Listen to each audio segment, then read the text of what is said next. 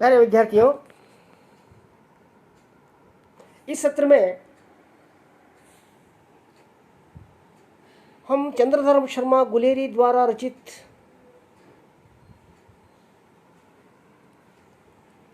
प्रसिद्ध कहानी उसने कहा था कहानी की समीक्षा करने जा रहे हैं।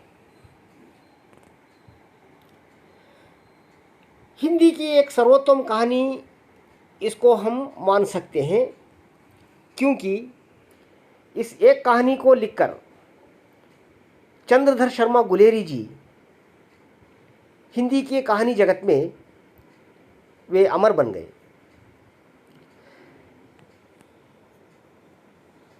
प्रस्तुत कहानी में प्रमुख 4 पात्र आते हैं: लहना सिंह, सूबेदारनी, हजारा सिंह और बोदा सिंह। इन 4 पात्रों में हम प्रमुख रूप से देखेंगे तो लहना सिंह तथा सूबेदारनी इस कहानी के केंद्र बिंदु हैं। लहना सिंह का चरित्र इस प्रकार है कि वो देश प्रेमी है। वो अपने आप को बलि देकर अपने प्रेम को बचाने का काम करता है, यानी कि सूबेदारनी के पति और पुत्र को युद्ध भूमि में उनको बचाकर अपना प्राण त्याग देने वाला एक अमर प्रेमी के रूप में क्या है, लहना सिंह आता है। कहानी का प्रारंभ अमृतसर का वर्णन करते हुए किया जाता है। गुलेरी जी कहानी के प्रारंभ में अमृतसर का वर्णन करते हैं। वहाँ के गोड़ी इक्के बुग्गे वाले जो चल रहे हैं उसका वर्णन करते हैं। इसी बीच क्या हो जाता है, वहाँ एक 8 वर्षीय लड़की को एक 12 वर्षीय लड़का मिलता है। उन दोनों के बीच में क्या है, उस लड़की के प्रति प्रेम हो जाता है।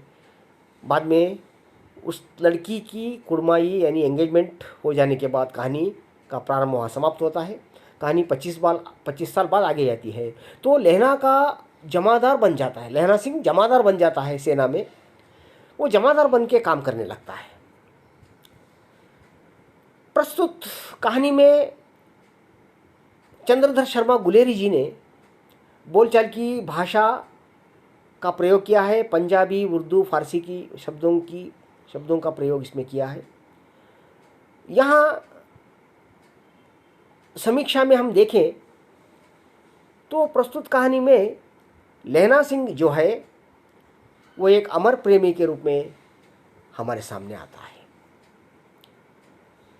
निस्वार्थ प्रेम, त्याग, वीर और बलिदान देने वाला लहना सिंह अंत में अमर बन जाता है। वो अपना प्राण देकर सूबेदारनी के पति और पुत्र की रक्षा युद्ध भूमि में करता है। सूबेदारनी जो उसने कहा था, सूबेदारनी ने जब लहना सिंह सूबेदारनी से मिलता है तब सूबेदारनी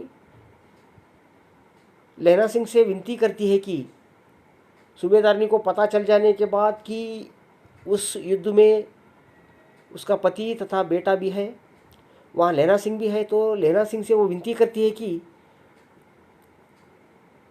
तुम मेरे पति और पुत्र की रक्षा करना। इस प्रकार उसने जो कहा था उस बात को निभाने के लिए, उस वादे को निभाने के लिए लहना सिंह जो निस्वार्थ प्रेमी था वो अपने प्राण त्याग कर, वीरता से अपना बलिदान देकर सूबेदारनी के पति और पुत्र को बचाता है। इस प्रकार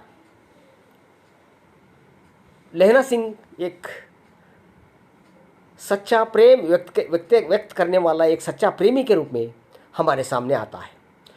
कहानी कला की दृष्टि से यदि देखें तो ये सफल कहानी है, क्योंकि कहानी कला के सभी तत्व इसमें पाए जाते हैं, जैसे कि कथा वस्तु, पात्र एवं चरित्र चित्रण, देश काल, भाषा शैली, संगठन त्रय, काल संगठन, कार्य संगठन, स्थान संगठन की दृष्टि से ये कहानी अत्यंत सफल कहानी मानी जाती है। यह हिंदी की पहली आधुनिक कहानी है। हम ऐसा कह सकते हैं कि हिंदी की इसको पहली आधुनिक कहानी हम मान सकते हैं।